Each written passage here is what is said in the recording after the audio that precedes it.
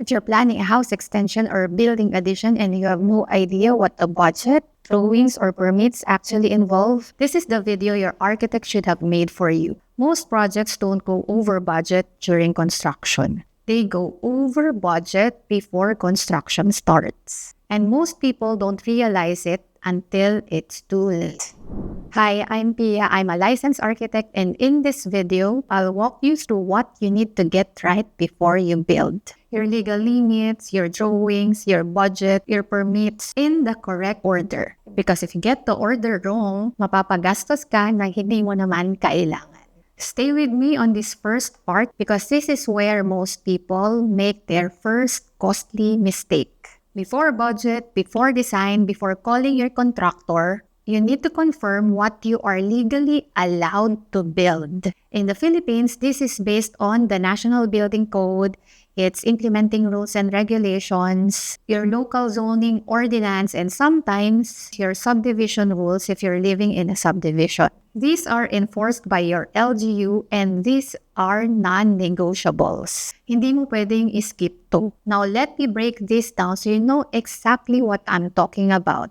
Zoning. This is the classification of your area. It tells you what building is allowed on your lot. Residential, commercial, industrial, institutional. Your LGU decides, and you can see this in your local zoning map. Now, for residential, it goes deeper than that. R1, R2, R3, R4, R5. Each one has different rules. Different setbacks, different footprint limits, different height limits. So, two residential lots in the same city can have two different rules depending on their location. Kaya hindi ka pwedeng mag-assume, you have to check yours. And everything else I'm about to mention, nakadepende dyan. Setback. This is the required distance between your building and the property line. Now, why does this exist? It's for safety. It helps reduce the spread of fire between buildings. It gives access for emergencies. It improves natural light and ventilation. And it helps preserve your privacy and your neighbor's privacy. For a typical residential lot, front setback minimum is 3 meters. For the side and rear setback, the minimum is 2 meters. Now, this can change depending on your lot type, your building height, your zoning classification, and your local rules. So don't assume,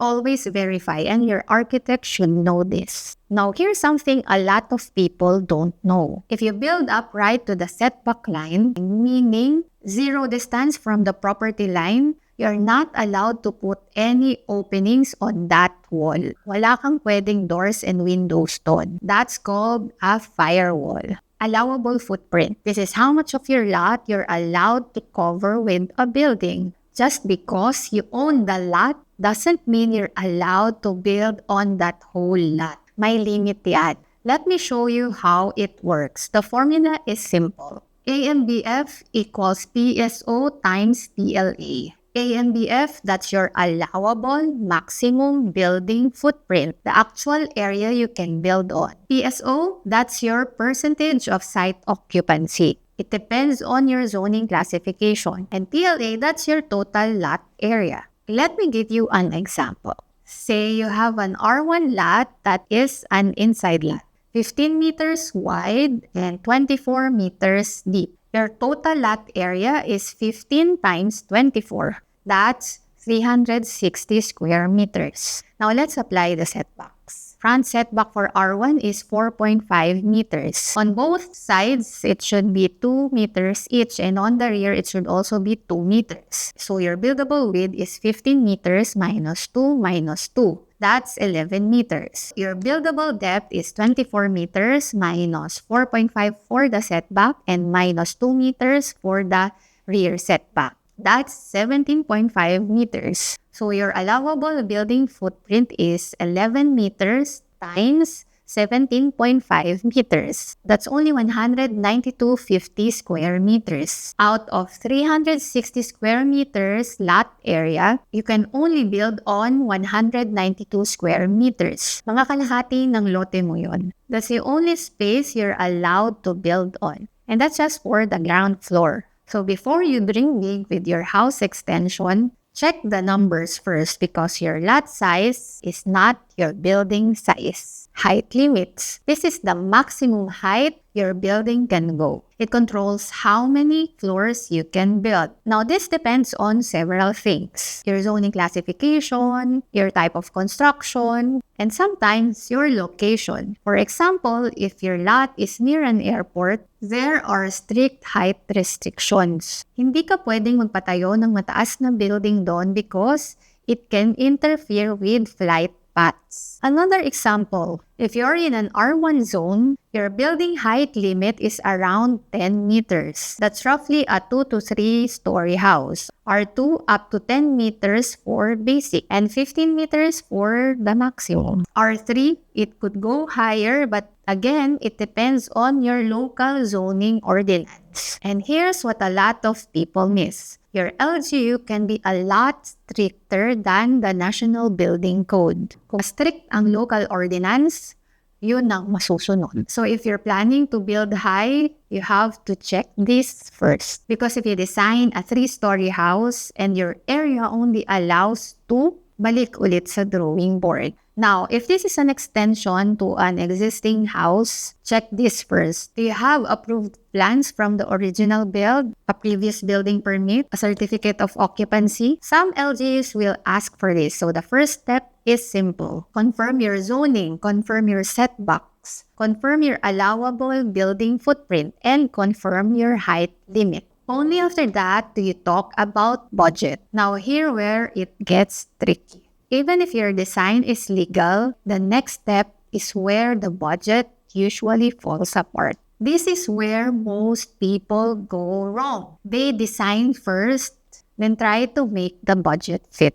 That is so backwards. You start with what you can afford and design within that budget. Now, let me walk you through what your budget should actually include. 1. Professional fees. Your architectural plans need to be designed, signed, and sealed only by a licensed architect. Your engineering plans should also be signed and sealed by the respective licensed professionals. This is required for your permits. 2. Permit costs. Permit fees are different per LGUs and per project size. And a lot of people forget this line item.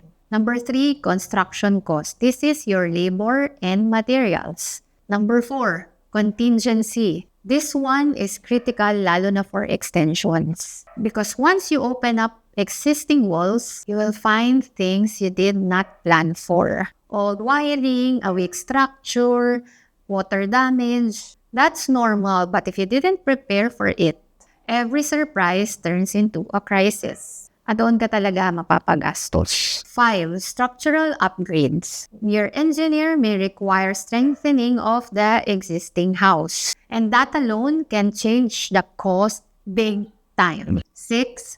Project management. If you hire a contractor, you're paying for coordination and supervision. If you manage it yourself, that is a full-time job and hindi biro yun. So remember, your budget is not just a number. It's your filter. Every decision has to pass through your budget. And this next part, this is where most of the money is actually lost. Not in materials, not in labor, not in drawings. Before anything moves forward, the drawing must be complete.